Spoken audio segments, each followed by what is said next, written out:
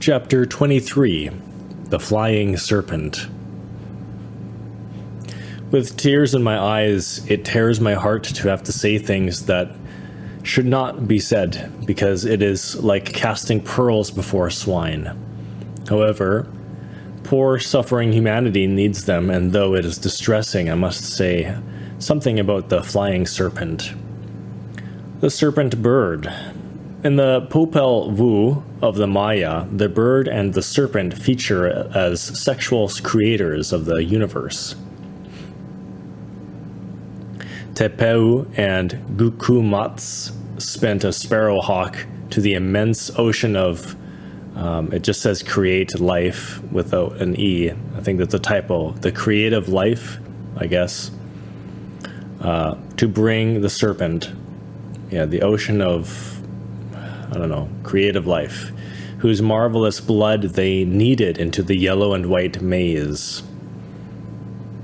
The Popol Vuh says that with this dough of white and yellow maize mixed with the blood of the Tyne god Tzakul formed the flesh of people.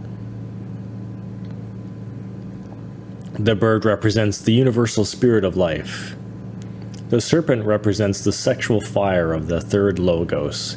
The blood of the serpent represents the waters of Genesis, the great universal sperm. The ens seminis, or Christic men, in whose waters it is the germ of all life. These waters are the blood of the earth, according to the Mayan philosopher. The goddess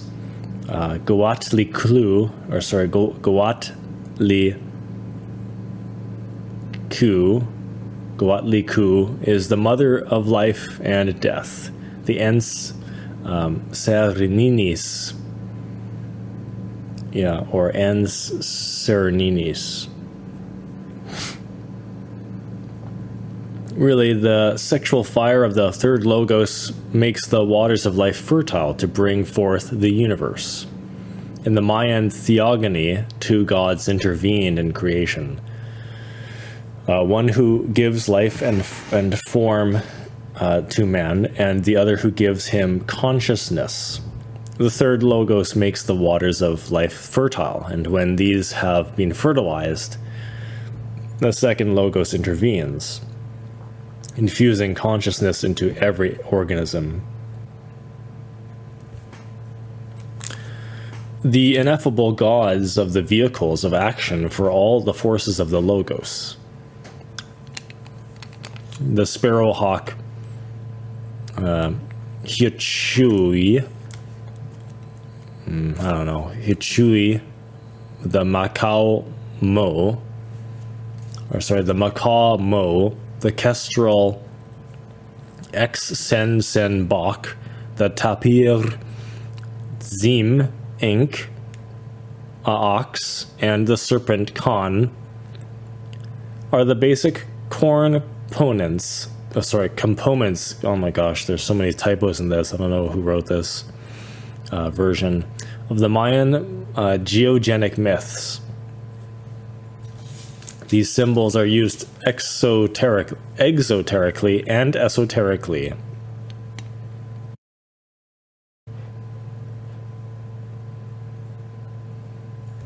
In the exoteric or public field, they symbolize tribal facts, historical incidents, etc. In the esoteric or secret aspect, the question is highly scientific, profoundly philosophical, sublimely artistic, and tremendously religious. Amongst the Maya, the terrestrial paradise is Tomoanchan, the sacred place of the serpent bird. Tomoanchans, or Tomoanchanese, are in fact the initiates of the serpent. The myth of the Tarnoanchans, actually, it's another, so now it's spelled with the RN. That's another typo. Or maybe this is a variation of it. The Tarnoanchas is the myth of the serpent bird. Oh, the serpent bird. The Tarno-anchas are descended from the Toltec, Olmec, and Maya. So we have Tomoanchan, the sacred place of the serpent bird. Okay, I see. I'm not even listening to what I'm reading here. And then you have the Tornoanchas, the myth. The myth of the sacred bird.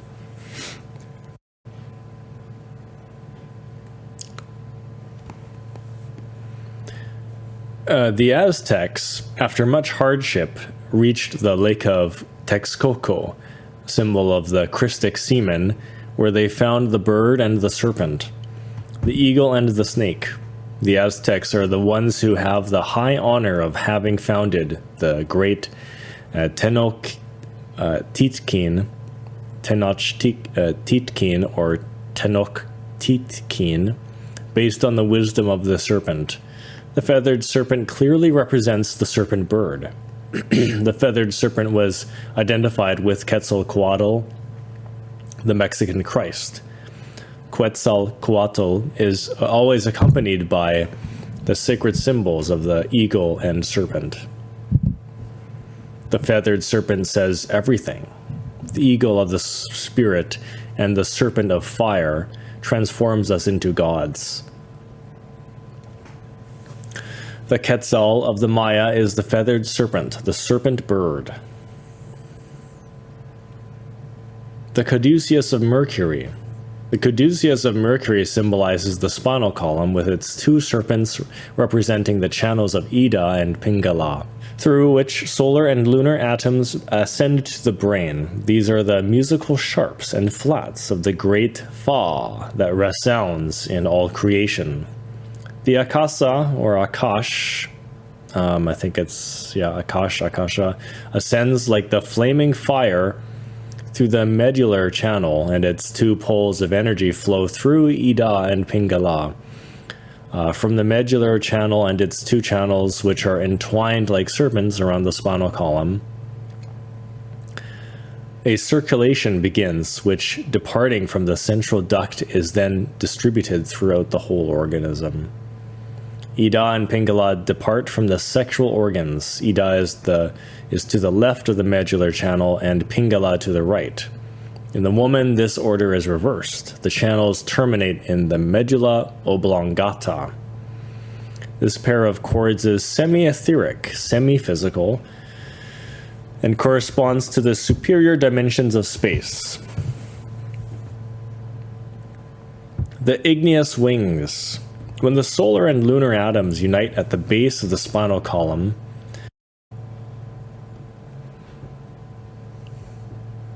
the igneous serpent of our magical powers awakens. The serpent ascends slowly amidst the ineffable delights of the perfect matrimony. The serpent enjoys the enchantment of love. When the serpent reaches the height of the heart, we receive the igneous wings, the wings of the caduceus of Mercury. Then the serpent has feathers. This is the Quetzal, the serpent bird, and the feathered serpent. Every initiate who transforms himself into the serpent bird can fly into the superior worlds. He can enter the different regions of the kingdom, travel in the astral body at will, travel with the super astral vehicles, travel with his physical body within the fourth dimension. He is a serpent bird. The serpent bird can escape from a sealed tomb, walk upon the waters as was demonstrated by Jesus the Christ, pass through a rock from side to side without injury, as was proven by the disciples of Buddha, can fly with his physical body through the air, etc., etc. Pharaon.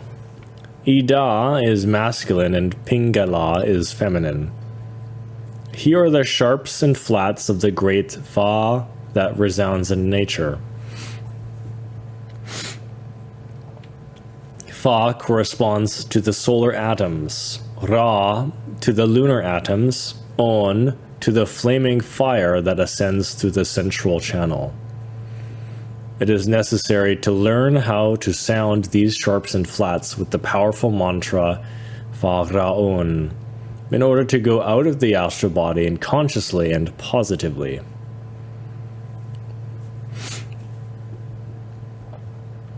With the mantra of these sharps and flats, we can travel in the astral body.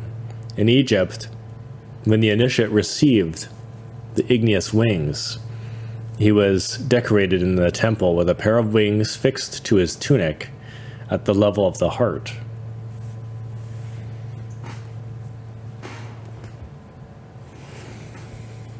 When Jesus the Nazareth spread his igneous wings, he was decorated personally by the Pharaoh of Egypt. The position in which Jesus lay down to go into astral was like that of Kak or Chakmul, but with the head very low and without pillows. The soles of the feet upon the bed, and the legs bent and the knees raised. In this way, the great Hierophant would fall asleep praying on his marvelous lyre, the spinal column. The whole mantram, or mantra, Pharaon, is divided into 3 syllables, thus Fa, Ra, On. The Fa is that of the musical scale, the Ra is a deep sound. It should be vocalized with a rolling R, as I'm doing right now. Reminds us of the mantra Om of India, but the only difference is that here, instead of having the consonant M, it has the consonant N. On. In general, we can give to the mantra Pharaon all the intonation which resounds in all creation with the great Fa.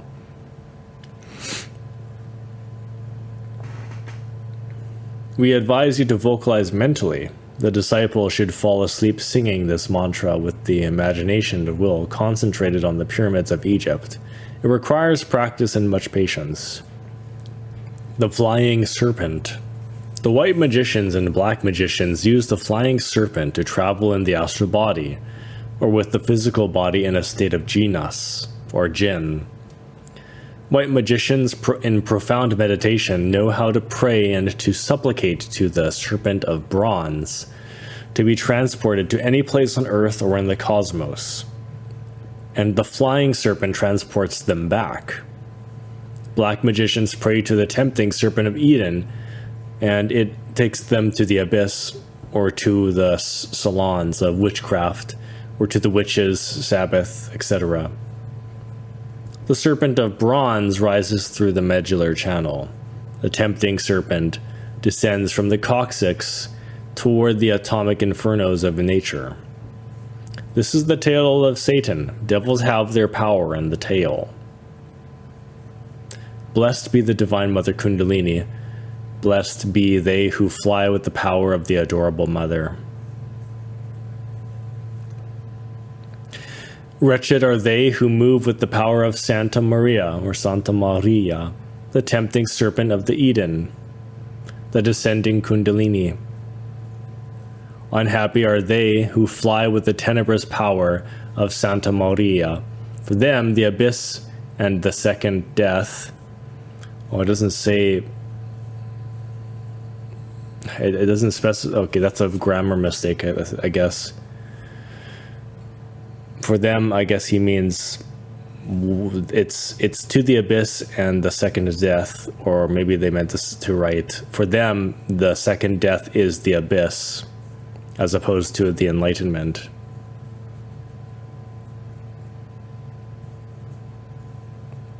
The state of jinas, or jinn. A point is a cross-section of a line. A line is a cross-section of a plane. A plane is a cross-section of a body. A body is the cross-section of a tetradimensional body, that is to say, of 4 dimensions. Every body is tetradimensional, has 4 dimensions. The 4th coordinate, or 4th vertical, is the basic foundation of all mechanics. Intermolecular space corresponds to the 4th dimension. In this three-dimensional world of length, width, and height, we never see a complete body. We only see sides, planes, angles, etc. Perception is thus incomplete and subjective. Right, Tony? In the fourth dimension, perception is objective. There we see bodies from the front, from the back, from above, from below, from within, from without. That is to say, completely. In the fourth dimension, all objects appear simultaneously complete. Their perception is objective. With the power of the flying serpent, we can take the physical body out of the world of three dimensions and pass to the fourth dimension. In more advanced states, we can take the physical body to the fifth or sixth dimension. Serpents that fly. When we visited the region of Magdalena in the Republic of Colombia, we were surprised to discover flying serpents.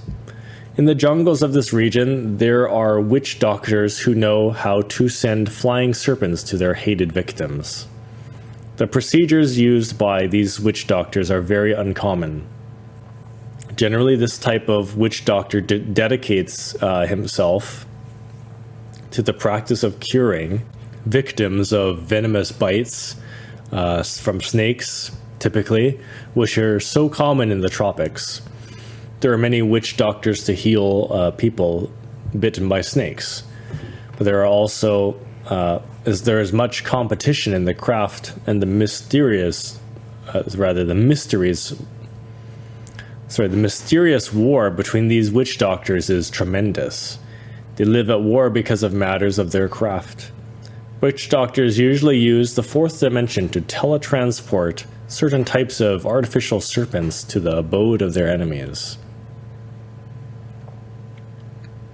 The procedure is simple and marvelous at the same time. The element that the witch doctor uses to make the serpents is vegetable fiber from the exterior bark of the trunk of the plantain tree or banana plant.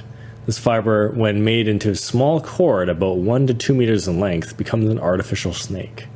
The witch doctor makes 7 knots in the vegetable fiber from this trunk to symbolize the 7 churches of the snake, and then he walks about reciting his secret magical prayers. The final climax of the magical operation is the instant in which the witch doctor, full of frenzy, flings the vegetable fiber into space. It is transformed into a serpent on entering the fourth dimension.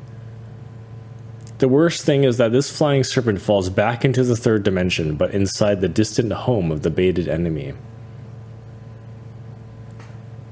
Usually the person is a competitor in the craft. If the victim has his body well prepared, clearly the serpent can do no harm to it. But if this victim's body is not prepared, the serpent will bite exactly in the heart of the victim, and he will immediately fall down dead. Normally, the witch doctors prepare the body with special herbs to defend themselves against their enemies. The vegetable fiber that they use for those criminal acts is called by the indigenous name of Majigun de Platano. There is no doubt that these witch doctors use the power of the tempting serpent of Eden, the snake that descends, to commit these criminal acts. If those flying, or rather, I'm getting ahead here. If those witch doctors can do such remarkable things as transforming a vegetable fiber into a flying serpent, how much more can the white magician do with his flying serpent? The flying serpent of the white magician is Kundalini. The white magician is really the serpent bird, the serpent who flies. The 7 centers of the snake are omnipotent. The serpent with wings is something formidable. With the power of the serpent bird, the magician can become invisible at will, can transport himself through the air within the fourth dimension, appear and disappear before the astonished people. He can unleash thunder and hurricanes, calm tempests, resurrect the dead, transmute lead into gold, cure the sick by the laying on of hands, raise himself from the tomb on the third day, and conserve his body for millions of years. The serpent bird is immortal, omnipotent or omnipotent, wise, amorous, and terribly divine. The guardians of the temples of the mysteries are serpents of fire. With the power of the serpent bird, we can transport ourselves to other planets of the infinite. So these are solar bodies he's talking about. The doubles. In all our works, we have taught different systems to go out in the astral body. Many people have learned to go out and many have not learned. Some have read a key from our books, have understood it, put it into practice, and then have immediately learned to go out into the astral body. Or go out with the astral body. Many others have practiced with one or another system without having obtained anything. In practice, we have been able to prove that people who are very intellectual, full of bookish culture, library bookworms, do not manage to go out at will in the astral body. On the other hand, people who are very simple, humble at the same time, peasants, poor servants of families can do so perfectly. This has made us think a great deal about the matter, and we have carefully investigated the problem. The fact is that this travel in the astral body is not something intellectual. Rather, astral travel is more aligned to the feeling and to the superior emotion. These qualities are related to the heart and not to the brain. The intellectual polarizes himself or herself exaggeratedly in the brain and abandons, in fact, the world of the heart. The result of his lack of equilibrium is the loss of the psychic powers of the soul. Unfortunately, a faculty cannot be acquired without the loss of another. Whoever wants to develop the intellect does so at the expense of the psychic faculties. This problem is serious because we can in no way approve ignorance and illiteracy. It is logical that an intellectual culture is necessary. Ignorance leads to various serious errors. An illiterate and ignorant occultist can become a mythomaniac or slanderer, and in the worst cases, an assassin. In the astral world, we find the perverse doubles of saintly people, facing an angel, Anael, and his perverse double, facing the angel, Anael, and his perverse double demon, Lilith. Facing Elohim Gibor is the terrible demon, Andramelech. Facing every good citizen is a citizen of evil. The worst of this is that the appearance of the double is exactly the same as the model of the light. If the adept teaches white magic, his double, the black adept, besides having a similar physiognomy, manners and posture, etc., teaches black magic.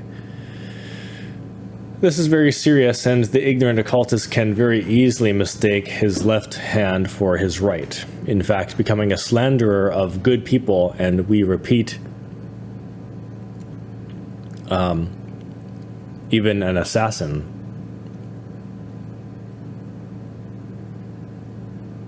It's a little bit weird grammar here. If an ignorant occultist finds his wife in the astral world cohabiting with one of his friends, and if he is unfortunately a schizophrenic or neurasthenic, he can assassinate his friend and his wife. His ignorance does not allow him to understand what he has seen in a pair of doubles cohabiting, or a fact from a past reincarnation, etc., etc. Somebody who is jealous and supposes that his wife is unfaithful with some known or unknown person can then project his thought forms and see them in the astral world. If the subject is a neurasthenic or an ignorant schizophrenic, but knows how to go out in the astral body, he can take everything that he sees very seriously and then commit murder, confused by his jealousy and visions. Because he is ignorant, he does not understand that he has seen his own mental forms projecting unconsciously. All this leads us to the conclusion that the intellectual culture is necessary. Now, the interesting thing to know how to conquer the lost psychic faculties, or rather, that is the interesting thing, to know how to reconquer these faculties. A man with a brilliant, illuminated intellect and with all his psychic faculties in full activity really is, in fact, rightfully a true illuminate. The occultist needs to establish perfect equilibrium between mind and heart. When the mind has become excessively frozen in the brain, leaving it at will in the astral body, leaving the astral body rather at will, becomes completely impossible because there is an imbalance. It is urgent then that the intellectual occultist reestablishes the equilibrium between mind and heart. Fortunately, there is a technique to reestablish the lost equilibrium. This technique is inner meditation. For those intellectuals who write to us saying that they have not been able to leave in the astral body with the clues that we have taught, we prescribe a good daily dose of inner meditation. It is urgent that they drink the wine of meditation from the cup of perfect concentration. The cardia. The cardia is the magnetic center of the heart. This center is marvelously described in verses 22 to 27 of the Shat Chakra Niri. Let us see. The heart lotus is of the color of the Budtilka flower, and on its 12 petals, bandtilka or bandtilka. Yeah, and the 12 petals are the letters Ka to Thu, with the bindu above them, of the color vermilion.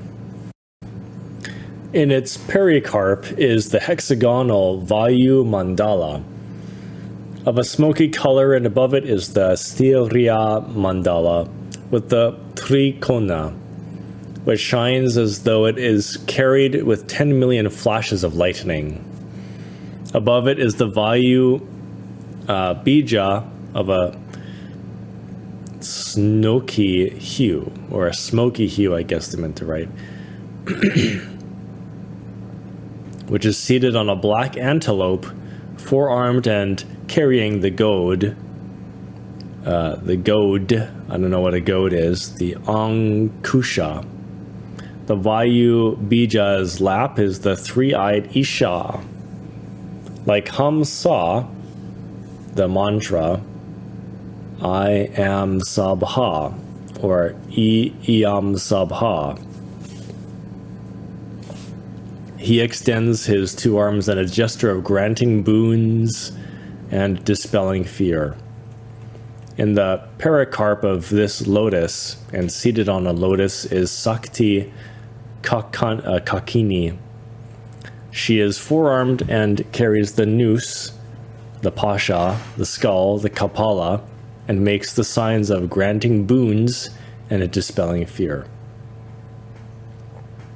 She is of a golden hue, dressed in yellow raiment, and wears every variety of jewel and a garland of bones. Her hair is softened with nectar.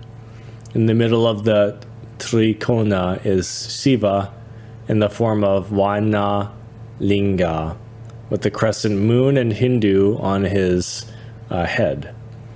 He is of a golden color. His look is jubilant and expresses impetuous desire. Beneath him is the Hamsa, similar to the Jivatma, It is like the steady flame of a lamp. Beneath this lotus is the red lotus of 8 petals, with the head facing upwards. And this red lotus is the kalpa tree. The jeweled altar surmounted by an awning and adorned with flags, which is the place of mental worship. The Hindu description of this chakra is marvelous. The number of its petals is mentioned. The principle of air, Vayu, Shiva, the sexual force, with its lingam or lingam, and the crescent moon, etc., indicating the heart as an altar of mental worship, the marvelous center of meditation. Upon this Hindu paragraph, many a volume could be written. The cardia is the magnetic center related to the astral journeys, or rather just simply to astral journeys. Whoever wants to conquer the power to leave in the astral body at will must change his vibratory type. This is only possible by developing the cardia. Astral projection is more emotive of the sentiments. The cold intellect has nothing to do with voyages in the astral body. The brain is lunar, the heart is solar. Superior emotion is needed to leave at will in the astral body. A certain type of emotion, emotive nature, or of sentiment, a very special supra-sensitivity, and the sleep combined with meditation. These qualities are only achieved with the development of the cardia. The Shiva Samhita, speaking about the cardia, says, the yogi acquires immeasurable knowledge, knows the past, present, and future, has clairaudience, clairvoyance, and can travel the airs wherever he pleases.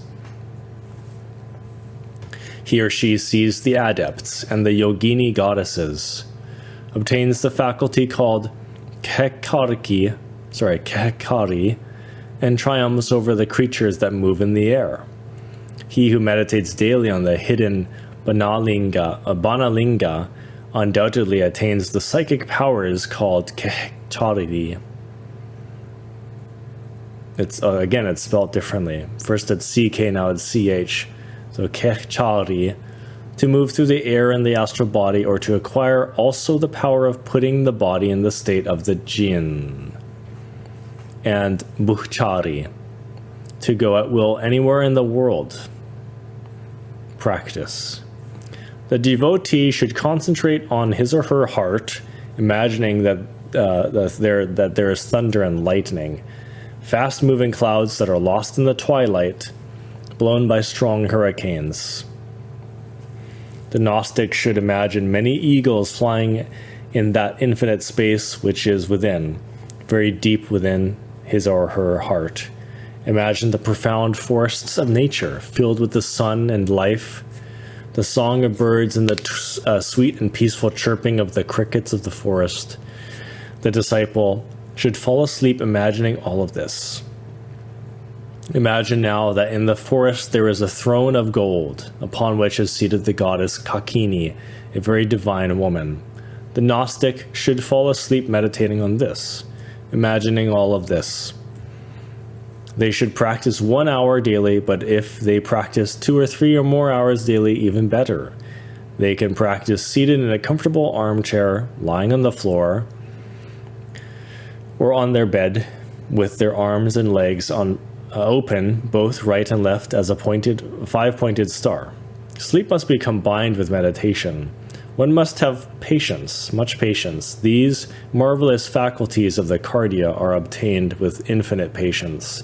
It is better that the impatient, who want everything straight away, who do not know how to persevere their whole life, should leave, because they are of no use. Powers are not obtained by playing around. Everything costs something. Nothing is given to us for free or as a gift. The Temple of the Serpent Bird. The heart is the temple of the serpent bird. It is necessary to know how to love. The serpent bird officiates in the temple of the tranquil heart. It is urgent to be devoured by the serpent. Whoever is devoured by the serpent becomes in fact a serpent bird. Only with sexual magic and the love of the heart is the serpent awakened, which later will devour us. When the serpent reaches the level of the heart, it receives the igneous wings. Then it is transformed into a serpent bird. It is urgent to know how to lead a married life. The fights between husband and wife are of Satan. He struts against the serpent bird. He wants to damage the great work. We need to understand the necessity of tolerating the defects of our husband or wife, because no one is perfect. The work in the fiery forge of Vulcan is more valuable than all the defects of their partner. It is stupid to throw away all the work to give Satan his pleasure.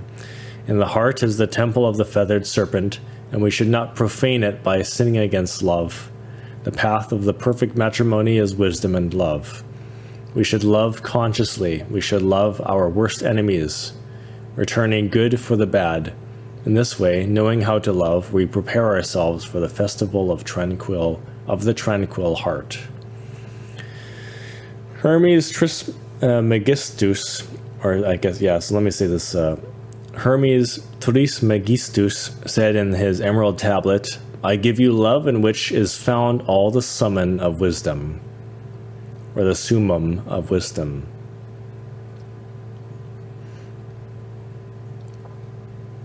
Another type of fearmonger. There are many pseudo-occultists and pseudo-esotericists who spread fear-mongering rumors against voluntary projection of the astral body. It is false and harmful in the great work of the Father to make people fearful of projecting the astral body. In fact, projecting the astral body is not dangerous because every human being projects the astral body during the hours of normal sleep. Unfortunately, people walk in their astral body with the consciousness of sleep. People do not know how to project at will their astral bodies. There is no danger whatsoever in becoming conscious of one's own natural functions, which are eating, drinking, marrying, and projecting the astral body. These functions are completely natural. If traveling in the astral body were dangerous, as the fearmongers say, by now there would be no one living on the earth because everybody projects the astral body, and still worse, they do so with the consciousness asleep. Nevertheless, nothing happens, and so at the moment, the planet Mercury is coming out of a cosmic night. As it leaves its state of rest, the hierarchies of this planet will become more and more active. The lords of Mercury propose to teach the inhabitants of the earth in a practical way the art of entering and leaving the physical body at will. In the future, all humans must consciously project the astral body. This, then, is a law of nature, a cosmic commandment, and everything opposed to this law is a crime. Really, those who spread this kind of fear-mongering unconsciously act as black magicians when they do so. The special objective of the universal spirit of life is to become conscious of itself in all dimensions of space. In principle, the universal spirit of life descends into matter to become conscious of itself. The great reality arises from its own bosom in the dawn of the whole universe and contemplates itself in the living mirror of nature. That is how it comes to know itself. In this way, a vibratory mental activity is created through which the great reality contemplates its infinite images on the cosmic stage. This activity moving from periphery to the center is called universal mind. We all live submerged in the infinite ocean of the universal mind. The intellectual activity of the universal mind springs from the centripetal force. Every action is followed by a reaction. Then the centripetal force, on finding its resistance to the center, logically reacts and creates a centrifugal or centrifugal activity called cosmic soul.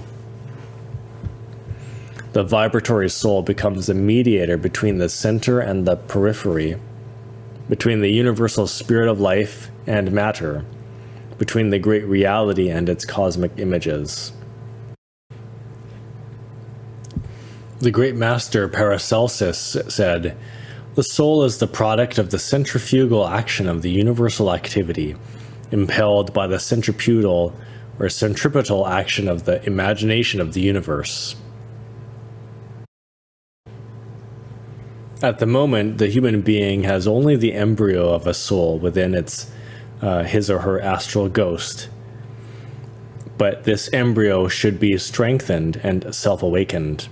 The awakening of cosmic consciousness in man is the most grandiose event in the universe.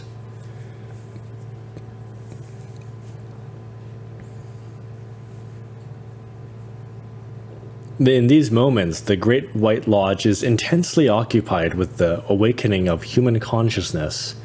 The adepts struggle intensely to teach the human being to leave at will in the astral body. They want people to awaken, and all that goes against this great law is a crime.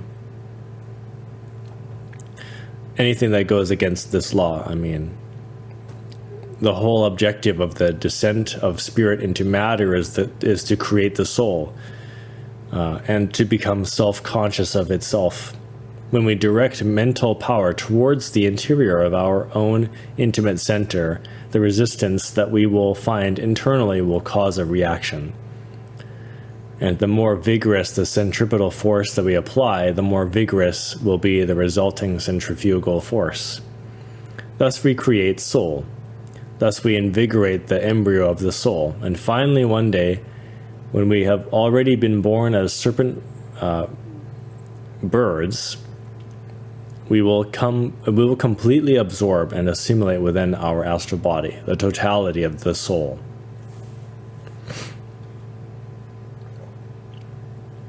The awakening of consciousness is urgent. Whoever learns to project the astral body at will can study at the feet of the great masters of wisdom. In the astral world, we find our guru, who will instruct us in the great mysteries.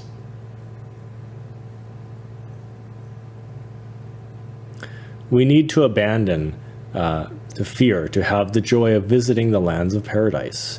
We need to abandon fear to have the joy of entering the temples of the land of the golden light. There we shall sit at the feet of the great masters of the White Lodge. There we shall gain strength for the difficult path. It is necessary that we strengthen ourselves on the path to take rest, receive direct instruction from the lips of our guru. He, as a loving father, always waits for us in the astral body to console us. The adepts are true flying serpents.